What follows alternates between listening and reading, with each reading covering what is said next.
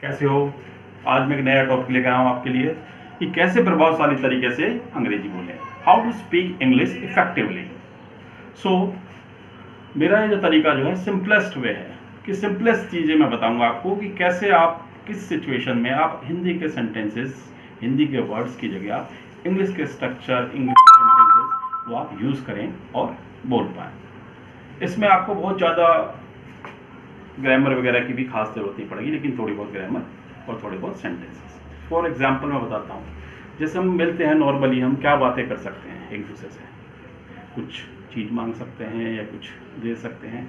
तो आज हम इसी सिचुएशन के ऊपर बात करेंगे कि कैसे किसी से कोई चीज़ मांगी जाए और कैसे हम उसको दे पाएँ।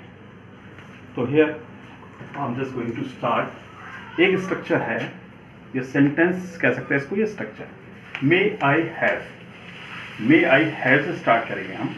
मे आई हैव अ पेन, यानी क्या मैं आपका पेन ले सकता हूँ। May I have a pen, may I have आपको हर जगह यूज करना है। एक पेन की जगह कुछ भी, वट एवर यू वॉन्ट, कि मे आई हैव पापा some money, may I have a glass of water, may I have a cup of tea, may I have this chair. तो कुछ भी मांगना हो आपको तो आप इस स्ट्रक्चर का यूज करेंगे, मे आई हैव। मे के और भी यूज है, वो मैं आपको बाद में बताऊंगा, लेकिन अभी हम सिर्फ उस चीज़ पे फोकस करेंगे क्योंकि क्या होता है कि हम जो सोच रहे होते हैं उससे आगे की बात बढ़ जाती है। जहाँ हम हैं अगर हम वहीं नहीं पढ़ेंगे फिर हम उसको नहीं कर पाएंगे ठीक से। तो अभी आपको सिर्फ इस चीज़ पे ध्यान देना कि अगर हमें किसी को चीज़ मांगना है, सपोज कैसे मांगे, क्या मैं आपकी बुक ले सकता हूँ, may I have this book, may I have this pen, may I have this anything, may I have some money, whatever you want to ask. तो आज आपको ये क्लियर करना है कि कुछ भी मांगना है तो आपका तरीका ये है, मे आई हैव।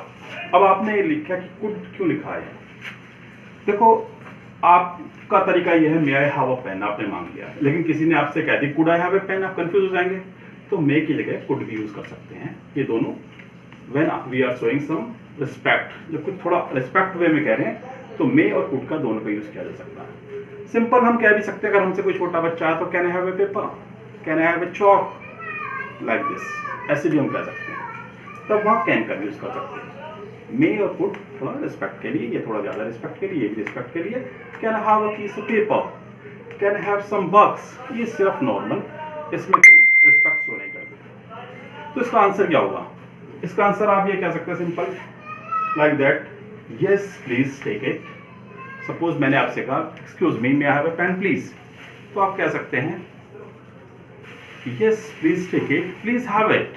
अगर आपका रिप्लाई आंसर में यस में है तो सर ले लीजिए, सर प्लीज टेक इट। तो कुछ भी कह रहे हैं, sir may have a pen please, may have a chair, तो आप कह सकते हैं अगर आप देना चाहते हैं यस प्लीज टेक इट, या मना करना चाहते हैं sorry I don't have, here is it, वो देने में तो आप कुछ भी वर्ड यूज करते हैं, please take it, sorry sir I don't have this time, whatever you want to use you can use. But simple आपको याद क्या रखना है, कुछ भी मांगना है आज से, सर मैं हाउ, एक्सक्यूज मी का मतलब ये मुझे माफ़ करना नहीं है, सिर्फ अपना ध्यान आकर्षित करने के लिए। सपोज आप एक्सक्यूज मी, मैं हैव दिस पेपर, मैं have anything whatever you want to ask for, जो भी मांगना चाहें आप उसके लिए। तो ये आज की सिचुएशन ये है कि मांगने या आपको उसको मना करना है या नहीं देना, इसके लिए हम करेंगे। और ऐसे में आपको डेली एक सिचुएशन बताता रहूँगा